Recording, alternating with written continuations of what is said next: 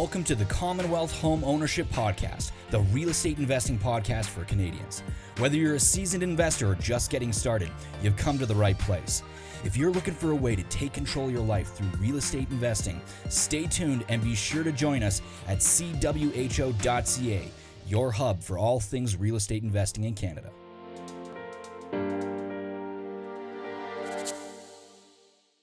Hey everyone, welcome to episode 26 of the Commonwealth Home Ownership Real Estate Podcast. We have a very special guest today in the one and only Barry McGuire. For those of you who don't know Barry, he is a veteran real estate lawyer with over 45 years of experience in the industry. He himself is a real estate investor who started investing 48 years ago. Barry is a popular speaker on the REIN stage with his Tales from the Trenches, where he uses real-life stories of investors' legal landmines to teach by example. Barry is also the co-author of 97 Tips for Real Estate Investors, which provides insights, strategies, and success stories to help you build wealth faster. Personally, I know Barry best as his role as a teacher. He has been extensively involved with the Alberta Real Estate Association and the Law Society of Alberta in creating courses for real estate agents and articling students. To investors, he is best known for his focus workshops and rapid cash flow programs, which are intensive 1 to 2 day seminars that really push your investing business to the next level. As someone who's been one of his students, I can personally vouch for that last comment. So it brings me great honor and joy to present to you Barry McGuire. Hey everyone, welcome to another episode of the Commonwealth Home Ownership Podcast. This is Phil Wong. With me as always is Brad Price. And today we have our special guest, Barry McGuire. Hey, Barry. Guys. Barry is a real estate lawyer. He's been practicing for 45 years and he teaches a rapid cash flow program specializing in creative strategies. Oh. And based in Edmonton, that's correct, Barry? Yes, I'm located in Edmonton, although I do help people buy and sell real estate all across Alberta. And we have students in our focus workshops all across the country, actually. Fantastic. I believe you go to other provinces to teach this course as well, do you not? Yes, we've taught in British Columbia and in Ontario and spoken on in Saskatchewan. So still got a few provinces to hit, but we do spread our wings and try and get out of Alberta. Yeah, I think when I went to your course, Barry, I was in Coquitlam, BC. Coquitlam, yes. Yeah. Yes. It was 2016, as I recall. October 2016, yeah. It's a few years ago, yeah. A few years now, yeah. No, that definitely got me rolling into the whole creative space. So I have you to thank for that. That was great. So Barry, just a little bit about yourself in terms of, because I mean, you've been practicing as a lawyer for a long time. Did you always practice real estate law, or is that something you kind of fell into? No, I got into it pretty early in my career. When you're a lawyer, you start off and you do everything. You're in court, you're doing real estate deals, corporations, wills and estates, divorces, and you kind of figure out what you like, and you cut away the ones you don't like. And I pretty quickly discovered that real estate was what I really did like, and I still like it after all these years. So I've been steady on real estate probably for the past 30 years, okay. And I still love it. When I'm seeing people to sign up a deal, the first thing I want to know is, tell me about your new house or project, because I still get the buzz from talking about what my clients are doing. So it's continues to be a passion of mine after all these years, I'm happy to say. So having a lot of fun still handling all different kinds of real estate. Well, I think that's really important that you are still enjoying it, because otherwise it would just be, I don't know how you'd continue on after 45 years if it was a drag. No, you wouldn't. Yeah, exactly. Yeah. So what got you into teaching then, real estate strategies? I mean, how long have you been doing, and when was the moment that you decided it's like, this is what I want to do, this is what I want to share with the world? Well, the teaching part isn't nearly as long as I've been a lawyer part, which is 45 years. I think it grew out of my longtime association with the Real Estate Investment Network, the REIN group.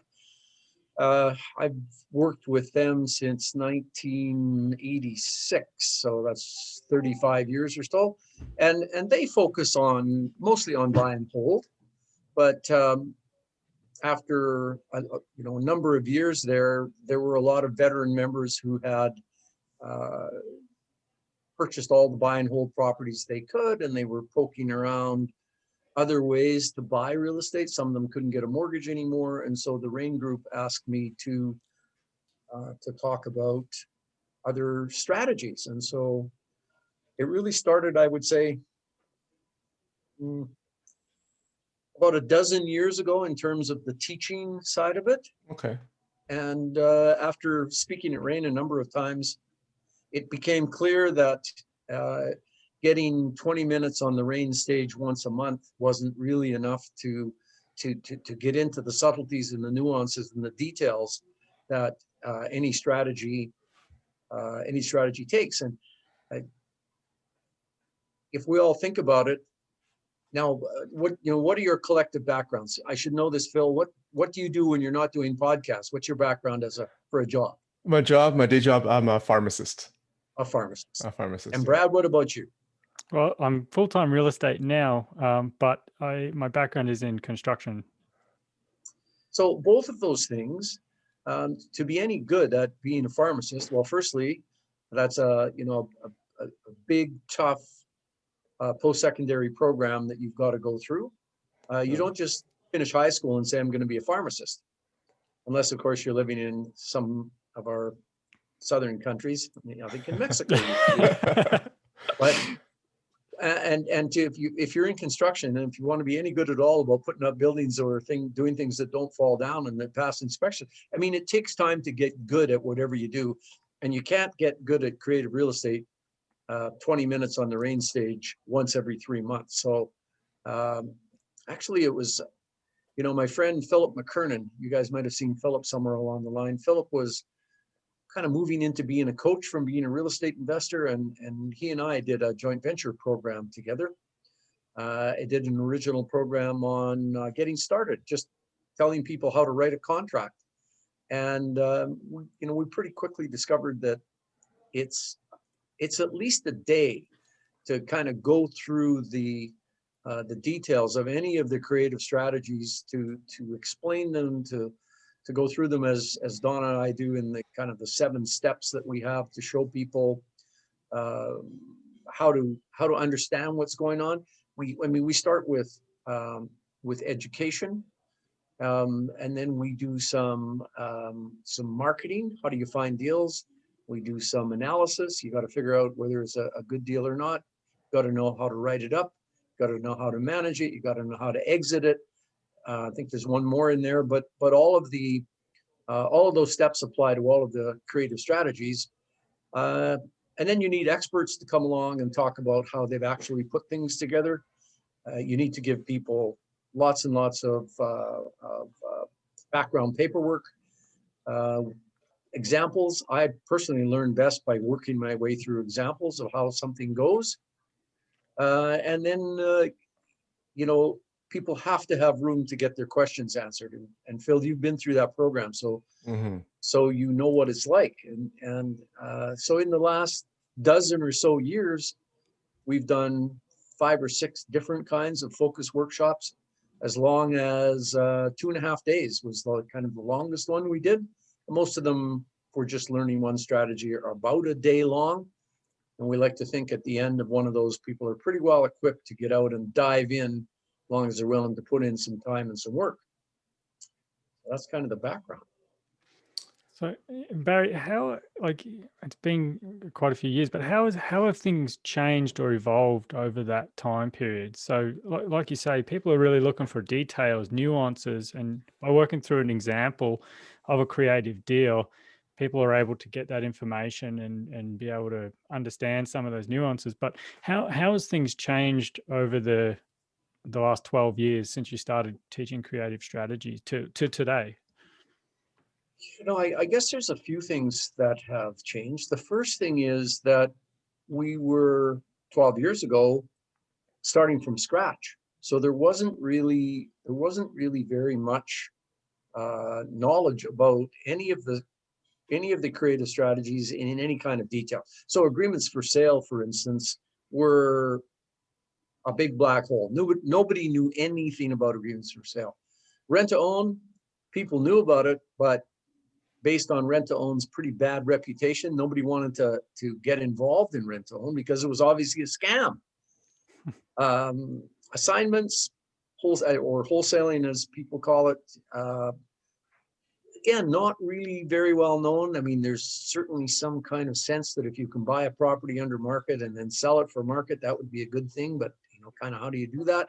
So I think the biggest thing is for the groups that I associate with, and for the peripheral knowledge that just comes to you when you're in a certain area, I think there's a much bigger acceptance that there are creative strategies, that they're legal, that you're not going to go to jail because you decide you're doing something creatively instead of buy and hold, that there is a real place for them in the investing marketplace, that there's a need for them.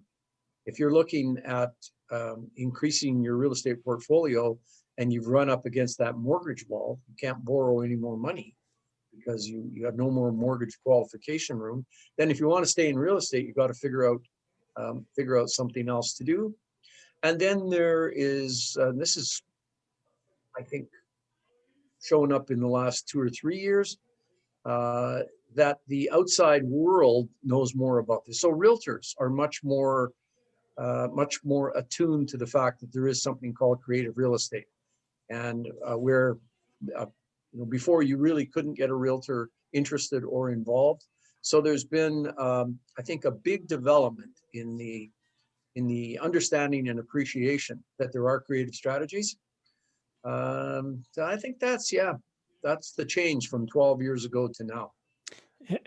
Sorry, Phil, just before you jump in, I just have a pointed question that I want to know if Barry knows the answer to, and I don't. So, but Barry, do you know? Well, let me start again. The real estate Alberta real estate purchase agreement actually has different options in it, and one of those options is agreement for sale. How long has that option been in the Alberta real estate purchase contract? Do you know? You mean the standard MLS contract that any realtor would use? Yeah. So, well, to my knowledge, Brad, that option isn't in that standard contract. I don't believe it's in that contract. I think I'll have to grab one maybe after the show. But just looking at a contract I just signed with a realtor, maybe it wasn't a standard contract. I'm not sure, but maybe not. And the words are tricky. When people are working on real estate purchase contracts, they call it the offer to purchase, the contract, the real estate purchase contract. In Ontario, I think they call it an agreement of purchase and sale. Different provinces call it different things, but the words agreement for sale, those 3 words, are very specifically descriptive of that particular strategy. And because the standard contract that realtors use is not aimed at implementing the agreement for sale strategy, that's why I don't really think it's in the standard contract, but it might have been in a custom one, as you say.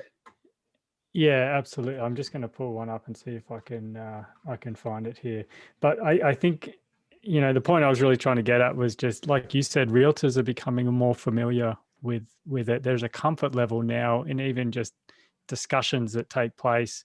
There's, I guess, less taboo.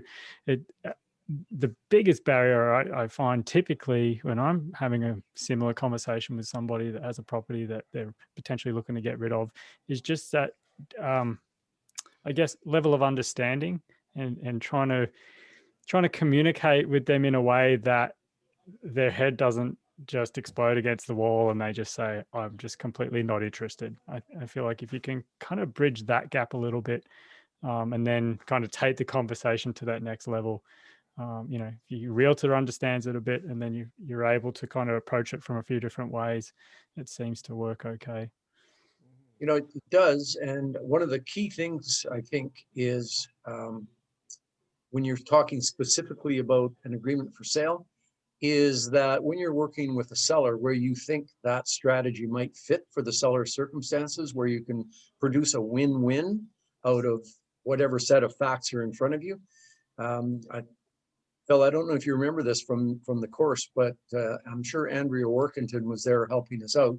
Mhm. And Andrea is just so good at never ever saying the words agreement for sale.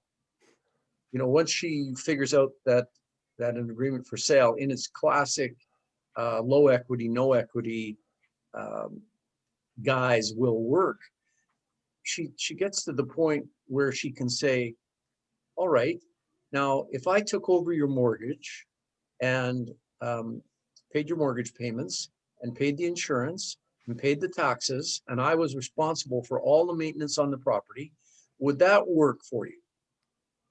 So if you say that, for lots of sellers, if you're going to take over all those burdens from them, then that's exactly what they're looking for. And Andrea says, well, we can put together that kind of a transaction. Our lawyers will figure out the paperwork. But really, she's explained the nuts and bolts of an agreement for sale without ever trying to say, okay, so agreements for sale, they're not really very well known, but, and then, you just get all kind of mixed up. So, Yeah. so that is one of the things. I mean, if you want to talk about things that have developed, we and our students, I teach this stuff, and immediately students, and you've probably done it too, Phil, they take my teaching and immediately put their own personal spin on a strategy and make it work for them in a way I never thought of. So the development has been superb and led by students, and Andrea is certainly the mistress of having people agree to do agreements for sale with her when she never says the words. No, she definitely has a level of verbal wizardry around how she crafts her responses to her clients. So it's amazing watching her work. Yeah, I'm just curious, like in terms of what do you think has caused this bit of a paradigm shift? I mean, I feel like being investors, we're in a bit of a bubble in the sense that everyone we talk to, a lot of people we deal with, realtors, mortgage brokers, we're all kind of in the know about all these different creative strategies. So outside of that circle with the rest of the real estate professionals, like, do you think there is more of an acceptance outside of just the investing realm and the people that we know, or is that just something that's just strictly perception, just because of the people that we're in touch with? Yeah, that's a tough one, isn't it? You run into confirmation bias. Yes. yeah. Because it feels like that it's getting more and more acceptable, but I think that, I don't know if that's just We only hang out with people that understand and like the same things that we do, so everybody must be like that. So that's a little bit hard to measure. I mean, I guess I measure it by the number of people that I get calls from that have not been my students, and they don't seem to be connected to any real estate group that I know about, or real estate person that I know about. And there's lots of groups, right? There's lots of folks doing what we do, and getting the word out there. But more and more people are showing up who have some inkling that this kind of thing exists.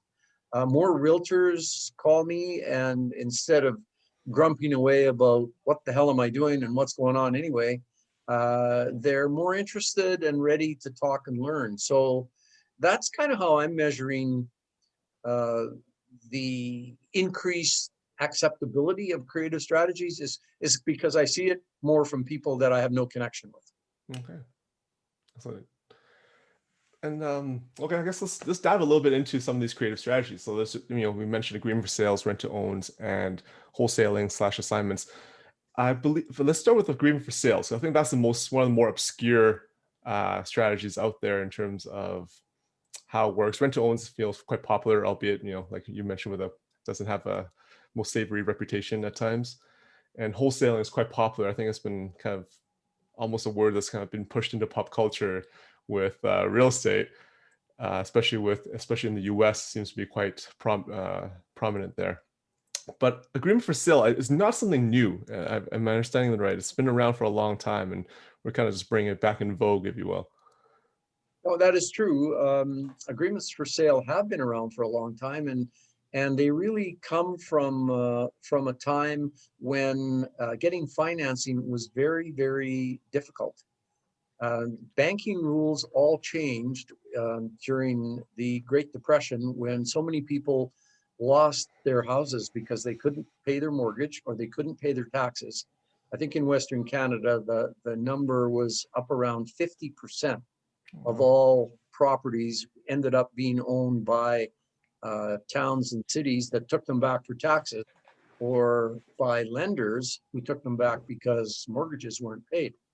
And so with that bad experience, leaving a very bad taste in their mouths, if you wanted to buy a property and went to your bank, they said, we'd be delighted to give you a mortgage as long as you have a 50% down payment, 50% down payment. So we all know how hard it is to accumulate deposits and down payments today. It was way worse then if you had to come up with 50%. So sellers, if they wanted to sell, they had to be the bank. So an agreement for sale is a seller financing strategy. It's similar to a vendor take back. So if you're looking to buy a property from a seller and that seller says, yes, I will be your bank and I will give you a mortgage, that's the vendor take back situation. So you buy the property from the seller, title transfers into your name, and he has a mortgage registered against the property for whatever it is that you owe him. So that was a pretty standard way of selling properties back in the day. The other version of that is you buy by way of agreement for sale. And the difference from the VTB is that title does not change into your name as the new owner. Title stays in the seller's name. The seller is still your bank, though. I mean, you'll have a certain amount of money to give him for a deposit, but then he is your bank for whatever else it is that you can't pay at the time. And that, the big difference is title does not go into your name in an agreement for sale, and it does go into your name when you do a VTB mortgage. The advantage that the agreement for sale has over the VTB situation is that if the seller already has an existing mortgage, if you do the VTB style, then you have taken over his mortgage. You have assumed his mortgage, and you really can't do that without going to the bank and saying, hey, I want to buy this guy's property and I want to take over his mortgage. And he's going to give me another mortgage behind yours. So what do you think about that? Well, you have to qualify. You have to go through the same qualification process as for a new mortgage. And often that's why people can't buy any more real estate, is they can't qualify for any more mortgages. So in the agreement for sale scenario where title does not go into the buyer's name, if you go to the bank and go, okay, well, say I'm the seller, going to the bank. Okay, I'm planning to sell my house by way of this thing called, can't remember, what do they call it? Oh yeah, agreement for sale. And so I just want to know if you're okay with that. So you're at the bank talking to your loans officer. And he goes, so what's an agreement for sale? Say, well, title's going to stay in my name, and I'm still going to make the mortgage payment, and I'm still going to have the insurance in my name, and I'm still going to be responsible for the taxes. But, I am selling to this new buyer. The bankers go, okay, wait a minute here. Title in your name, you're making the mortgage payment. You're still going to have the insurance in your name, and you're still responsible for the taxes. Is that what you're telling me? Yes. Okay, well, that sounds like you're still the owner of the property. And so we don't care what you do. As long as you're still doing all those things, you do whatever you want. So that has been kind of the response when people go off to the bank, to make sure it's okay with the bank if they do this. And so that's the big difference between an AFS and a VTB, agreement for sale. AFS, that's what we call it. That's the difference between, and that's the reason that VTBs and agreements for sale were very popular. And the reason that the AFS especially has fallen out of favor is because in 1947, CMHC, Canada Mortgage and Housing Corporation, came into being to help all those returning veterans from the Second World War. And you didn't have to put up 50% anymore. You could put up a much smaller deposit, and that deposit has changed over the years, but you didn't have to put up 50%. I think they started out at 10. So all of a sudden, accumulating 10% for a deposit. That was doable for lots of people. So the agreement for sale was not needed, and it fell out of favor. And I've kind of led the charge in reviving the agreement for sale over the years, especially here in Alberta. And it's got a real place, especially in a flat to negative market. In its simplest form, an agreement for sale is seller financing. Mhm. So if a seller can sell his property and get all the money he wants, and it's a booming market, a seller doesn't need you particularly. So agreements for sale work best in a flat to negative market where sellers have experienced a price drop, where a seller got a 5% down CMHC mortgage, and certainly would not be unheard of for a property to have dropped 5% in value. Last year, I bought it for, bought a property in Alberta for $400,000. This year, it's only worth $380,000. It's down 5%. If I got a CMHC mortgage, my mortgage is still at $390, and the value of the property is $380. So, what happens if you go to a realtor and say, okay, I want to sell my house? He goes, okay, let's run the numbers. It's worth $380 and your mortgage is $390. Okay, so you do know I work for commission, right? And my commission on this would be about $15,000 or $17,000. What about your mortgage? Ooh, I see you just renewed for another 5 years. You sell, there's going to be a payout penalty. Let's call it $10,000. So, and it's worth about $380. Nobody pays full value. You're likely to get about $370 or so. So now we got a seller who can only sell his house for $370,000. If he's going to use a realtor, he's got to write a check for $15,000 or $17,000 worth of commission. He's got $10,000 worth of payout. He's got to write probably a $35,000 check to sell that house. So that's a place that is a real win-win for the seller if you as a buyer could come along and say, you know what if I take over your mortgage payments? I'll pay the taxes, the insurance, and all the maintenance on the property. How would that work for you? All of a sudden, you've solved this seller's nightmares, because he and his wife are having nightmares about this house, that the dream home that's now a millstone around their neck, dragging them down. It's gonna just cover them up with water and actually drown them. So if you as a buyer can make that property work for you, just because you can get a property for nothing or not very much money doesn't mean that's a good reason to buy it. You still have to do your diligence, you still have to analyze. But if you could acquire that property and rent it and produce enough positive cash flow to pay all the expenses, or enough cash flow to pay all the expenses and at least be neutral, that's good for you, because you're paying down that mortgage. If nothing else happens, you're paying down that mortgage at a big chunk per year. It's win-win, because the seller has gone from an irretrievable, horrible, stressful position to he can now exit that property where he didn't think he could. So that's kind of a little blurb on why an agreement for sale works best in a flat negative market, and why it turns out to be a win-win for both parties. So, Barry, in what instance, somebody starting out, have you seen these things go bad? And if you have, why did they go bad? And what can people do differently or to avoid having something negative happen in these instances? Well, in an agreement for sale situation, Brad, you mean? Yeah, or a VTB. Or any VTB, creatives? Because a VTB, you still owe some money to, obviously you owe money to the bank, but a third party, right? So, obviously we all understand a bank's foreclosure process. From a simplistic term, they kick you out and take the house back. But if you've got this third party where you also are owing money, I don't know, is there an instance where it's like, I'm not going to pay that guy anymore, or you do an agreement for sale, or it's just something goes bad? Have you had experience with that over the last Have. 45 years? I'm assuming you likely have. I have, and that is a concern, especially for sellers. If you're selling by way of agreement for sale, I mean, you don't want the property back. I mean, you want your buyer to do what he's supposed to do and not ever cause you any trouble.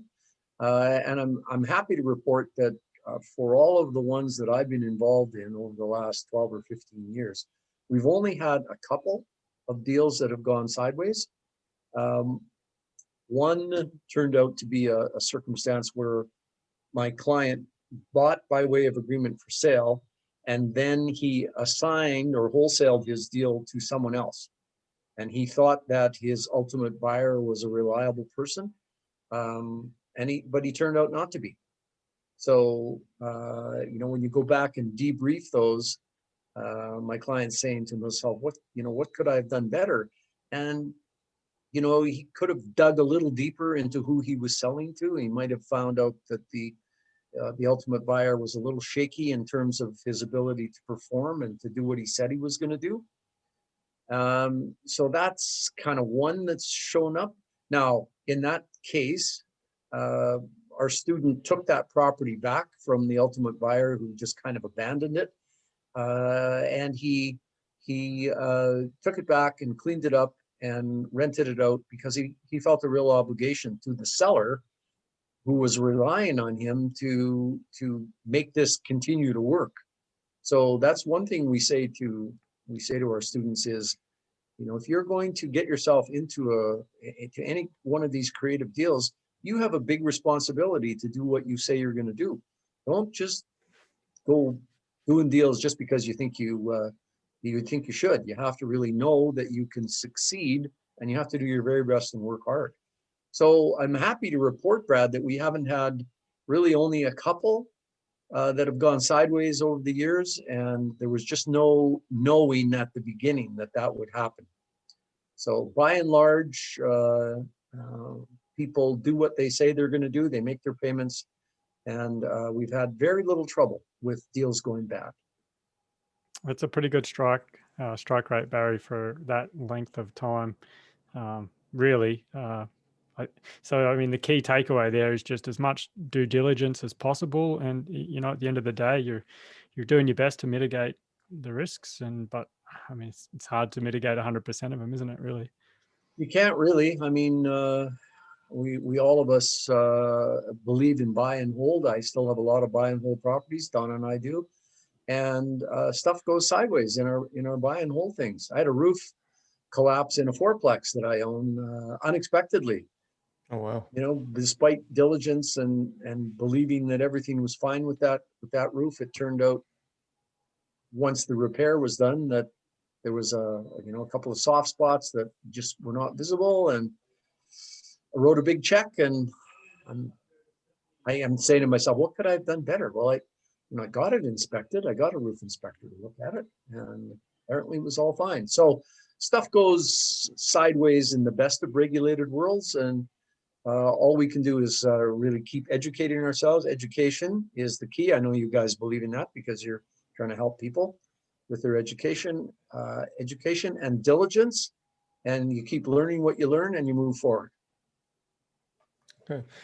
In terms of an agreement for sale, Barry, what are we talked about some of the benefits, but what are the risks to the buyer and seller if, say the buyer doesn't follow through with the deal?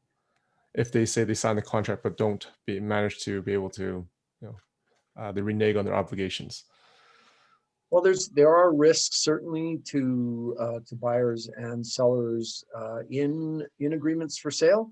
So if you're on the buyer side, if you're the buyer, there's sometimes risk that a seller will be uncooperative as you need to exit a property. If you don't have a power of attorney, if you don't have a transfer of land, a seller sometimes disappears. If the seller doesn't, if he isn't getting anything else out of his property once he sells to you, there's no reason for him to be cooperative or stay in touch. Sellers sometimes have hybrid kinds of mortgages on that might have a HELOC, a home equity line of credit component to it. Sometimes mortgages are tied to credit cards and other loans, and those are hard to investigate. So you could be a buyer where a seller has some room on an existing HELOC on his property, and after he sells to you, he keeps writing checks, which increase the amount of security that's registered against the property. So that is a bit of a danger. Agreements for sale aren't really as well known in the banking community. So if you do an agreement for sale that matures in 5 years, at the end of 5 years, if you want to go and get a new mortgage to pay out your seller or replace his loan, there's always some extra explaining to do to a lender who says, you're doing what? How is it you own the property and you're not on the title? So that's one of the reasons, Phil might remember this, we coach people to file that caveat against the title that says, hi, I'm buying under an agreement for sale. And if they go, what do you mean you bought it, but you're not on the title? You can point to the caveat that you filed 5 years ago and say, well, here's my agreement that says I'm the owner, and here's the title that I filed saying I am the owner. So, but still, it's not as easy as going to the bank and saying, I want to refinance my property that's already in my name. So those are some of the buyer risks that show up. Having said that, though, we've never had a buyer who in the end couldn't get a mortgage, and we haven't had any sellers who kind of had those hidden HELOCs where they started writing checks when they shouldn't have. People seem to take their responsibilities seriously. On the seller side, you run the risk that if you've sold by way of agreement for sale, you sell to a buyer who doesn't know what the heck they're doing, and they can't make the property work for themselves, and so they end up giving it back to you, or they stop making payments, and they're not cooperative about giving it back to you, and you have to foreclose on them. Well, that's starting a lawsuit, and lawsuits can be expensive. So there's some downsides on both seller and buyer side, but the fact of the matter and the truth of the matter is that for the transactions I've been involved in, we've had very, very, very little difficulty on the buyer side or the seller side, as long as people are going into the deals the way we teach them to go in, which is to try and help somebody, to try and solve a problem, to never take advantage of anybody, and to always play for win-win. And if that's the way deals are being done, I think that goodwill on both sides and that willingness to try and make it a win-win and solve a problem really carries everyone past some of these potential problems that could show up, but they just don't seem to. Okay. Yeah, the key is win-win-win. I mean, starting with understanding somebody's situation first and foremost. I think that's probably why, Barry, you're seeing all of these, I don't know, call it extra creative deals come to play, is because there's just some really strange situations out there that, I don't know, they require that extra level of analysis or thought process to just create some sort of workaround that's going to work for everybody. Because at the end of the day, like you said, you don't want to be just taking on properties for the sake of taking on properties. They've still got to work. They've still got to, the numbers have to work. It has to be a good deal, but it also has to work for the person that's in that situation that they're looking to get into a better place, So I really can't emphasize that enough, even from a personal perspective. I had just a random agreement for sale opportunity come up. And it didn't work for me personally from like a flip perspective, but a light bulb went off where I had some friends that were looking to upsize because they've got another second child on the way.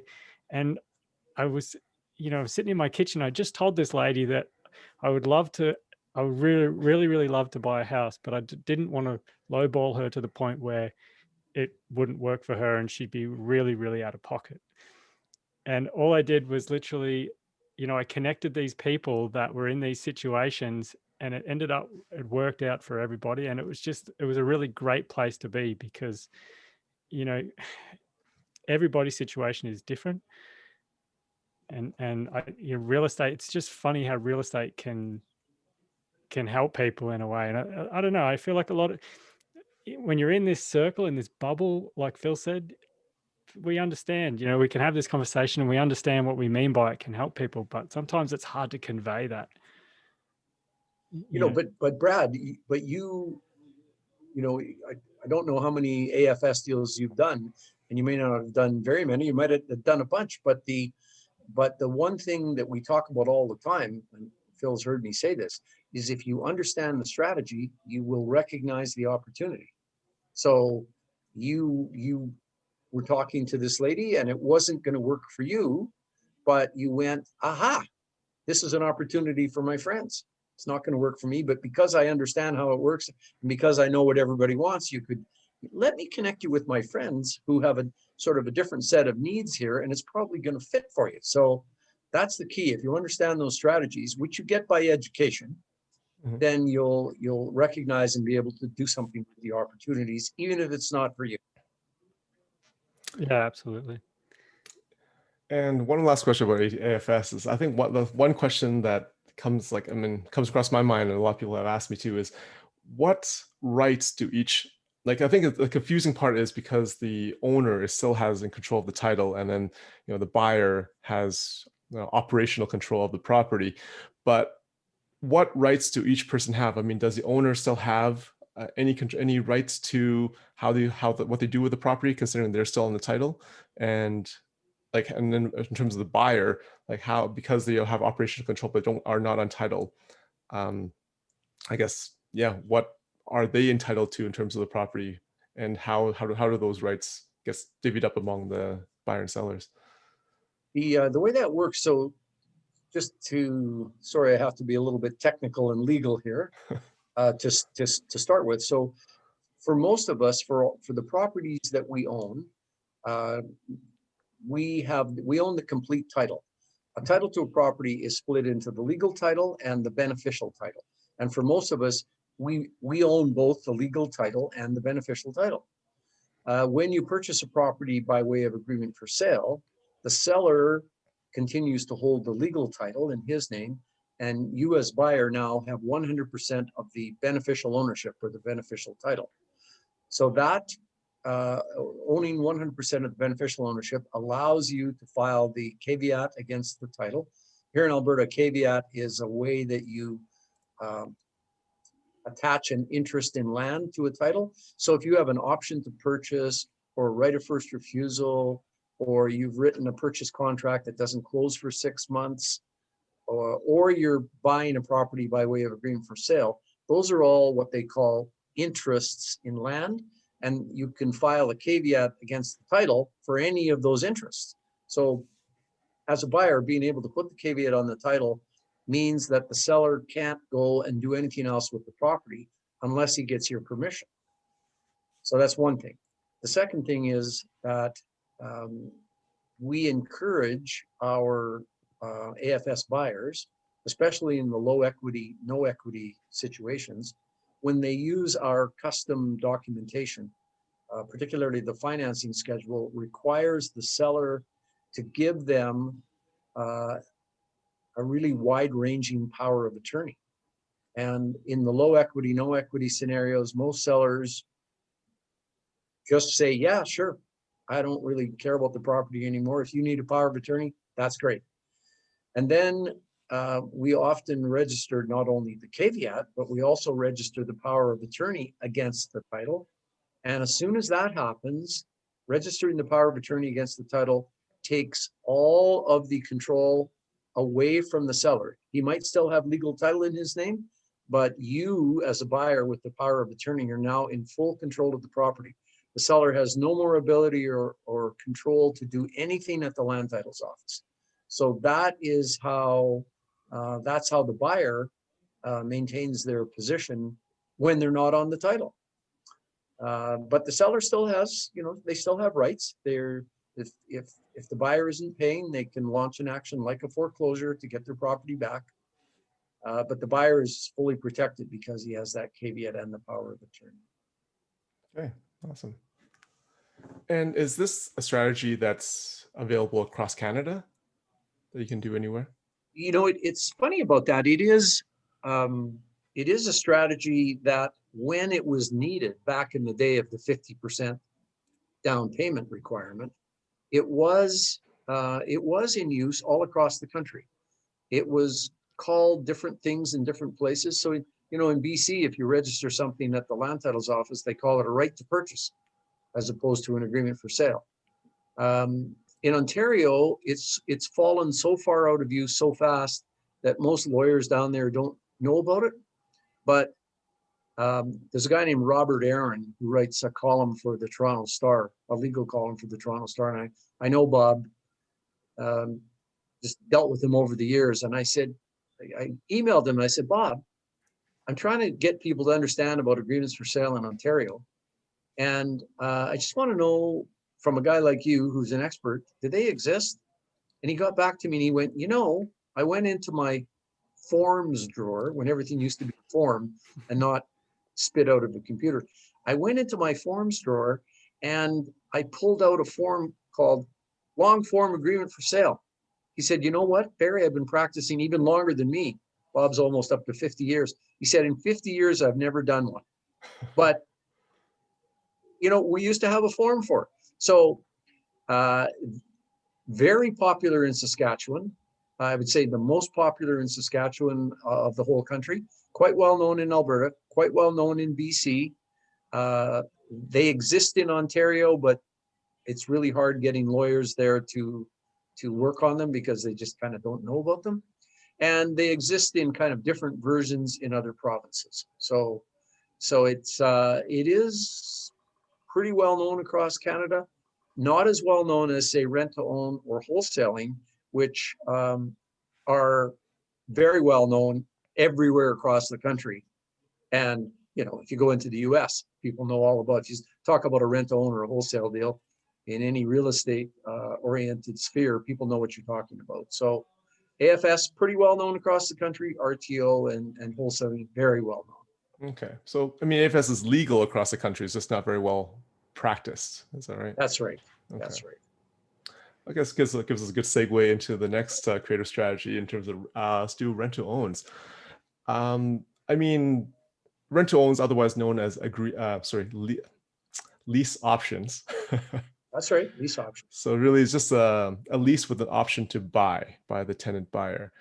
Can you just go a little bit more into that, Barry, in terms of what the difference is between a lease, a straight up purchase, and then this little in between creative strategy called agreement for or rent to owns?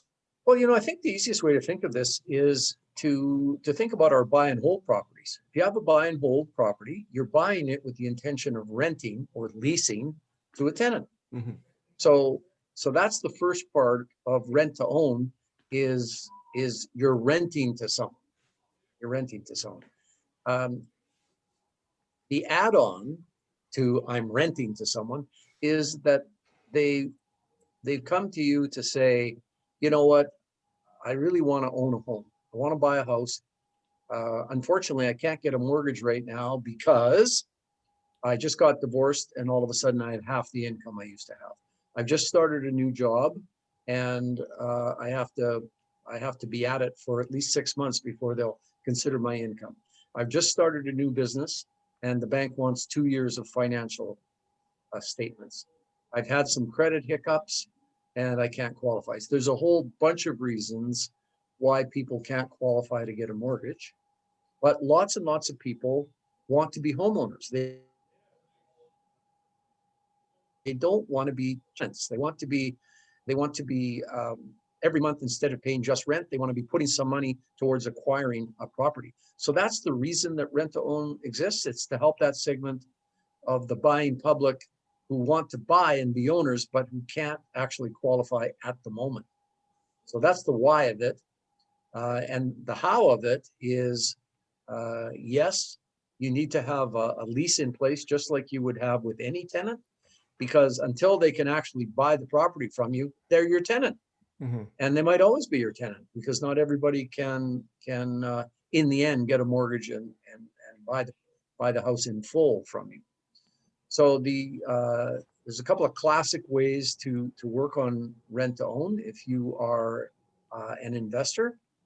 The most popular one, and the one that certainly works in a booming market, Rent-to-own works best in a booming market because what as a rent-to-own investor, what you're looking to do is find a qualified tenant. So that's the very first thing, is your marketing funnel needs to bring you good rent-to-own candidates. And you then, after an initial maybe vetting through your online programs, you start to dig a little deeper into potential rent-to-own buyers. You need to be able to figure out why they can't buy right now. What is it that's preventing them from buying right now? And is that a correctable problem? And how long is it going to take for them to correct the problem? And if you can't figure out positive answers to those questions, then you can't do the deal. So that's that's some of the early diligence that you have to do. Once you have a qualified tenant, then you set some parameters for that tenant to go out and find a house. When you've helped them work through the when are you going to be able to qualify process, you can figure out how much of a house they can afford. So when you know how much house they can afford, you call up one of your power team member realtors and say, all right, Bill and Mary Smith can afford a house at $380,000. Here's the areas that they can buy in, because as an investor, you don't want them buying a property in a small town a million miles from nowhere. You don't want them particularly buying in a town that has no economic prospects, or in a section of town that's a bad area of town. You're giving them pretty strict instructions about where they can buy and in what price range they can buy. So you've qualified them, you know they're going to be able to correct the problem. You send them out with your realtor to find a property. Once they find that property, if it fits with all the other things you need, then you close on the property, or if you're working with an investor who's supplying your cash, they can close on the property. You agree on a price that they're going to pay you in the time it will take for them to correct their mortgaging problem. 3 years is a pretty basic rent-to-own time period. You figure out how much money they're going to give you as option money. Because what in a rent-to-own, what people are doing is they're buying from you through an option the ability to purchase a property for a fixed price in a fixed period of time. So what often happens is that if the price of the house now is $400,000, you factor in a price appreciation for the market you're in. You factor that in over 3 years, and people, let's say it's a 3% price appreciation, which in many parts of Canada, in the Golden Horseshoe in Ontario, or in the Lower Mainland in British Columbia, 3% price appreciation is pretty negligible for how things are going there. But nevertheless, let's just say it's 3%. You get as big a chunk of option money up front as you can, because the bigger the chunk of option money people pay you, the better chance there is that they will carry on and successfully pay you out 3 years down the road. You figure out how much down payment money they're going to need. So let's say the $400,000 house is one where they're looking to get a CMHC mortgage where they're going to put 10% down. So 400,000, 10% is $40,000. They have $10,000 worth of option money to give you now. They have to accumulate another $30,000 over the 3 years. So you take that $30,000, you divide it by 36, and they need to pay you $30,000 divided by 36, whatever that number comes to, each month on top of their market rent. Got to pay market rent plus a chunk of money, all aimed at them accumulating a $40,000 down payment in 3 years. That'll be $833 extra per month. But correct me if I'm wrong, Barry, but you want the 10% of the future price. Is that right? Or 10% of the future price, yes. yeah. So if it's 40,000, you want 3% per year for 3 years. That's an extra 9%. So And that would be up around 436. 436. Okay. And the So key takeaway there is, like you said, Barry, this works well in a booming market or a market that is appreciating, so that once you get 3 years down the road and your tenant buyer goes to qualify for that mortgage, and they can utilize those option monies at that time, and the bank goes to appraise that property, that the bank gets the appraisal back and it actually is worth what you and the tenant buyer have agreed to pay for it. exactly. Mhm. Exactly, and that's why it works best in a rising market. In a rising market, the tenant buyers are often overjoyed that the agreed upon price with the 3% appreciation per year, which is 436,000, that their house appraises at 465, and so they can easily get a mortgage and do very well on the transaction, or they can turn around and sell it and take their profit. So a rising market works best for the classic rent-to-own situation. In a flatter to negative market like we have here in Alberta or in Saskatchewan, parts of BC, parts of Northern Ontario, the rent-to-own strategy is often more of an exit strategy. It's an exit strategy for an investor who property just doesn't work as well for them as a straight rental, or if you acquire a property by way of agreement for sale, where it doesn't quite work for you on a producing positive cash flow basis. It might work well if you in turn sell it to somebody by way of a rent to own, where you can increase some of the factors. Because remember, in a rent to own, the places where you as an investor get or make money are on the mortgage paydown. And I'm starting to get my mortgage statements in the mail here, and I'm amazed, absolutely amazed at how big the mortgage paydown is, and how small the chunk of interest is that I'm paying over the years. It's unbelievable how much that leads to mortgage paydown. So as an investor, you get 3 years of mortgage paydown. You can often rent the property for better than market rent, so you get some positive cash flow from the rental side of things. You get the option money up front. That's your money. That's your money.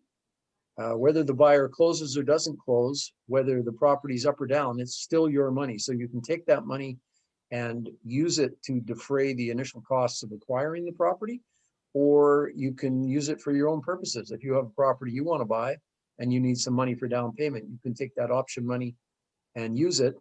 At the end of the deal, of course, you have to credit the buyer. If they close, they get credited with their option money. If they don't close, it's your money.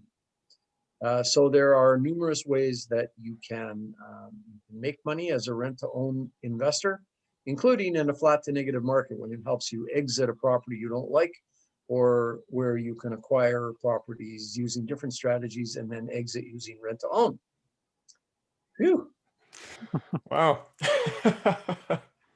So Barry, why then? How come rent to own has such a negative connotation to it, or does it still? You know, it's Brad. It's not as bad as it used to be. I'd like to think that we in the investing community, your folks, my folks, Jim Cannell's folks, the REIN people, the various honest, straightforward networking and investing groups across the country. I think we've rehabilitated that dirty image of rent to own, but the bad image comes from the bad actors who, when they see that people are desperate, when anybody's desperate to do anything, they're vulnerable. So if someone is desperate to buy a home, if you're a shady RTO operator, do you spend time analyzing and figuring out whether or not they're going to actually be able to qualify and get a mortgage? No, you don't do that. These guys look for people who will never qualify. They look for people who will never qualify, knowing the deal will never close. They squeeze as much option money out of them as they can, and then they wait for them to not be able to close, kick them out of the house, keep the option money, and move on to the next desperate person who wants to buy. And that, regrettably, that attitude is still around. And you can talk to people about rent to own and have people say, yeah, I know guys who are doing that. They've sold the same house 5 times. So we definitely are trying to educate people about how it works properly, and certainly trying to get rid of some of these bad operators and shine a big old light on them if we know about it, and publicize it and tell them they can't be doing this kind of stuff.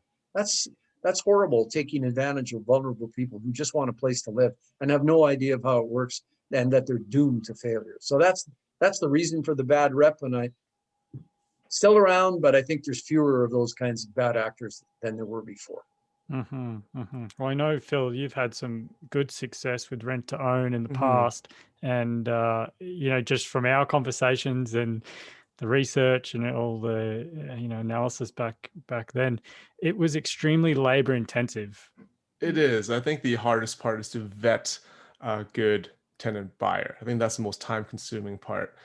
And I mean, from what I understand, like, I think having a good tenant buyer is like the qualities, because a lot of people come to you with a rent when they see you wanting to do a rent to own, and a lot of these people will never qualify because they have low incomes, or for whatever reason their credit's so badly gone that they take them many more years than just 3 to repair.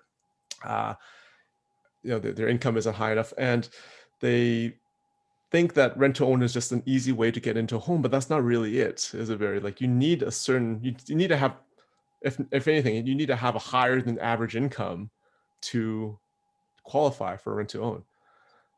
You really do. I mean, we talked about some of the categories of people who want to buy a house and who can't. Another category that we haven't talked about is the new Canadian. Somebody who shows up from another country.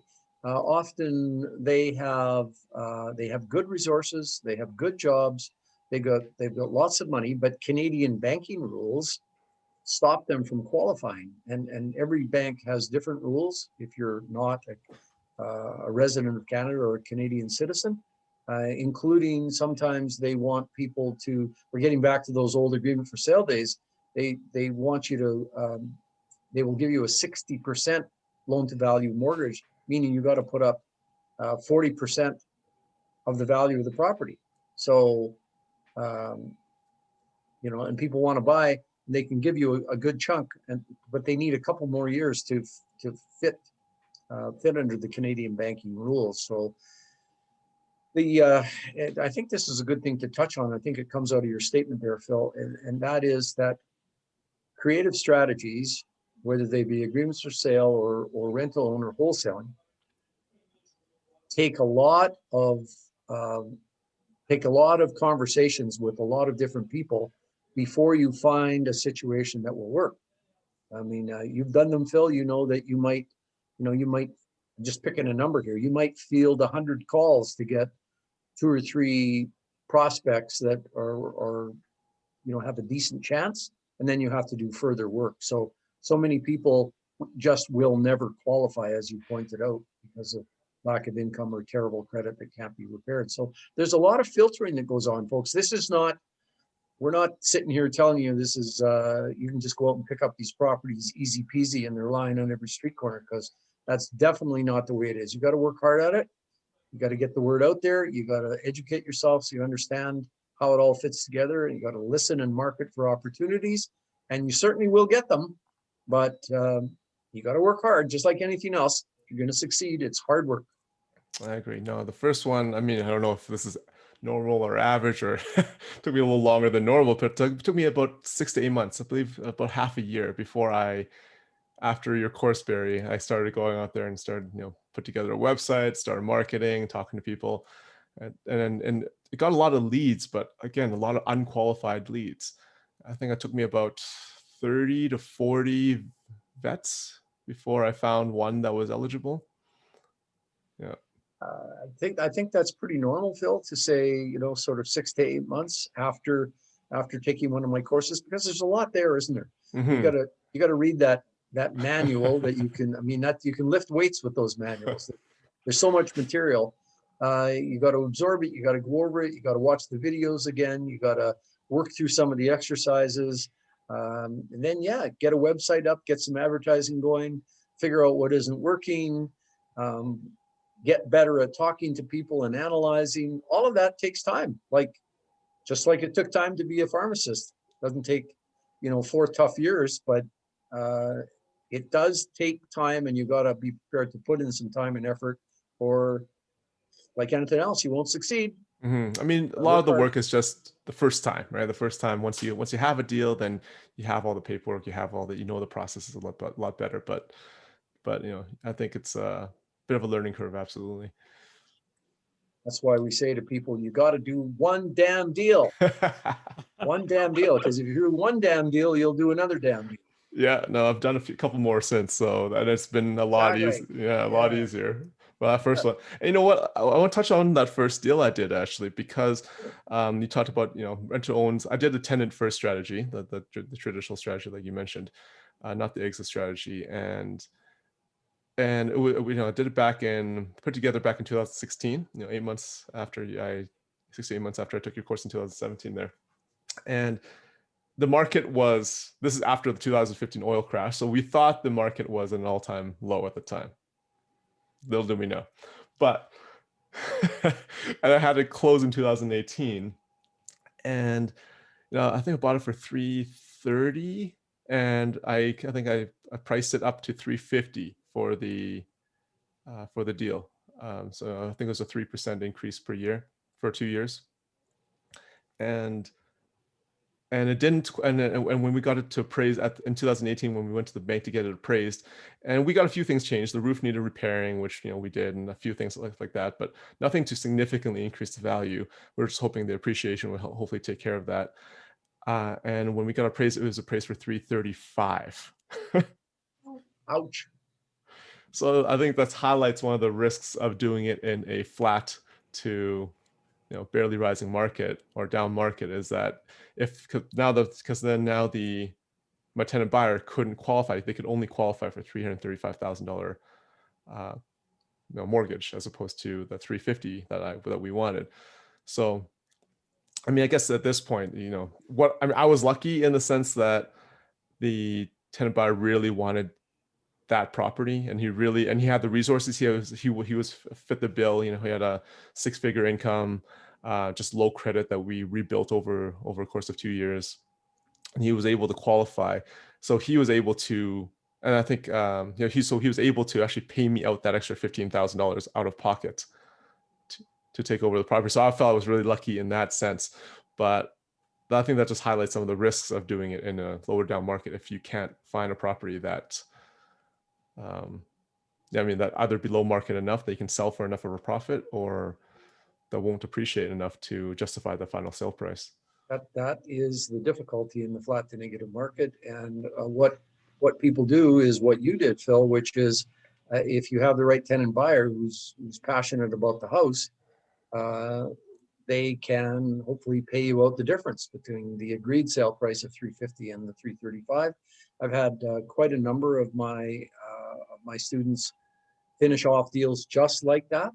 And if you go back to the initial setup of the deal, what you allow people to do in a properly set up tenant first RTO situation is they go out and pick that house. You're not saying you got to buy this one. They go out and pick the house. They're buying their dream home. So if you have somebody who's good on all other points and they're buying their dream home, nobody likes to give that up, especially after they put time and effort and money into it. So that's a real advantage and lever when you get to the point where the appraisal doesn't quite fit. I've also had some students who have people pay them out over time. They maybe couldn't pay the $15,000 in one chunk, but they could pay $5,000 a year for the next 3 years. Okay. So, but other people haven't been as lucky, and deals just didn't work. So yeah, you can, in a booming market, they really go.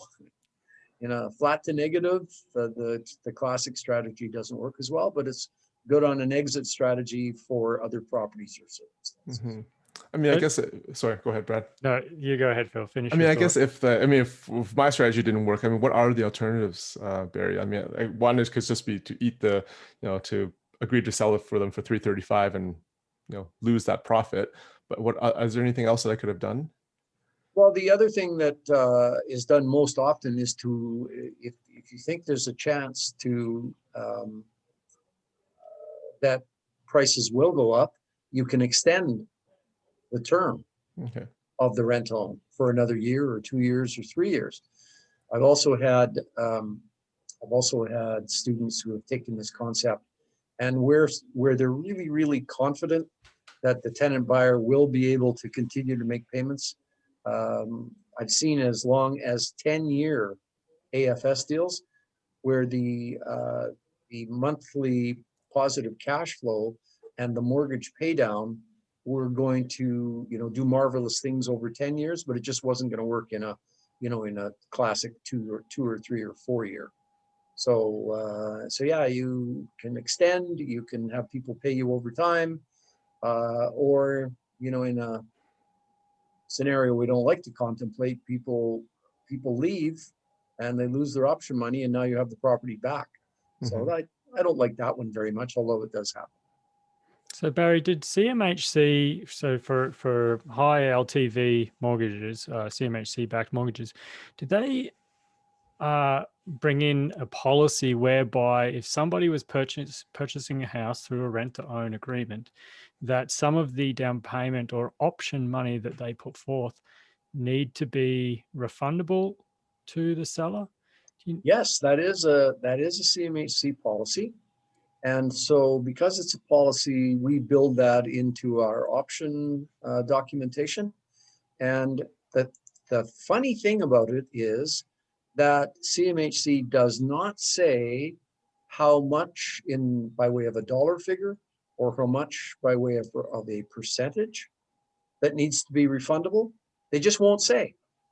So we coach our students to put something in their documentation that says money is refundable. So a very classic one is to say 10% of your original option money is refundable, or your last 2 option payments are refundable. So CMHC doesn't seem to argue very much on the dollar figure that the refundability aspect would produce.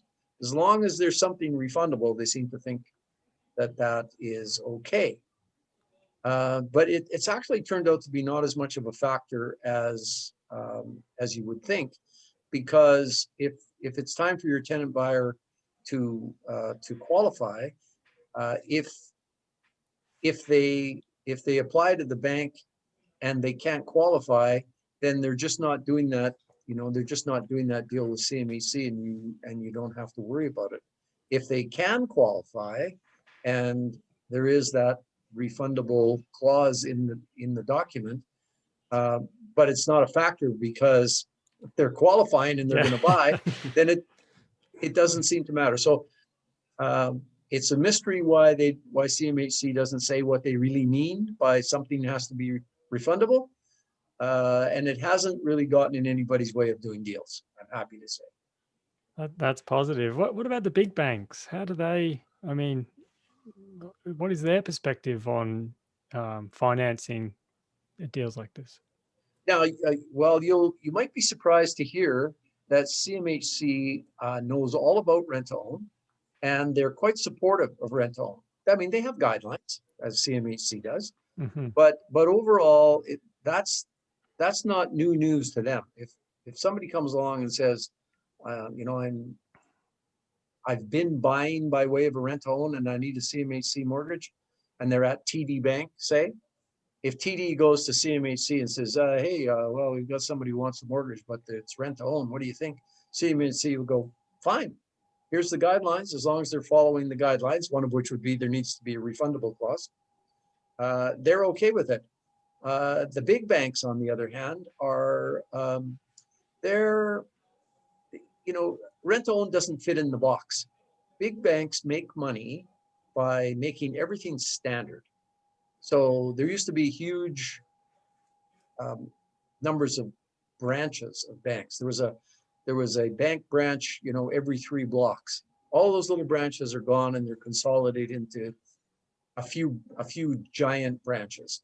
They push you to do your banking online. They push you to not have any paper. They just want it sliced and diced. They don't want anything that they really have to think about or they have to expend any money on. So big banks aren't enthusiastic about rent to own. And so a very important part of being a rent to own investor and a successful rent to own investor is you absolutely need a lender at a branch who understands and will work for you and push for you to get financing for your tenant buyer, or you need a mortgage broker who is the same knowledgeable person who has a lot of experience and within their network of banking contacts knows how to present and put together rent to own deals. So big banks are, they're a pain in the ass except for anything that is standard. I mean, if you go in and you got 6-figure income and you want to do a 20% down mortgage, absolutely. Move into the house in the suburbs with the wife and the kids and the 2 dogs. Yep, they love you all day long. But anything else, they're not very helpful. They do them, but grudgingly. So that's why you need a very good power team, lenders, mortgage brokers on your side. I remember one of my first deals, my broker actually arranged a deal to the banks to look like just like a regular purchase with all the shuffling of the credits and everything in the background. But to the banks, it just looked like a regular transaction. So it didn't look, Well, they need to know how to present the deal in a way that is not offside, because we're not dealing in mortgage fraud or gray areas. So I mean, it's always as much as you can full disclosure. And if you have a broker who knows how to put those things together without being offside the rules, that's a real gem. I'm at the point where I've got to be wrapping up here pretty quickly.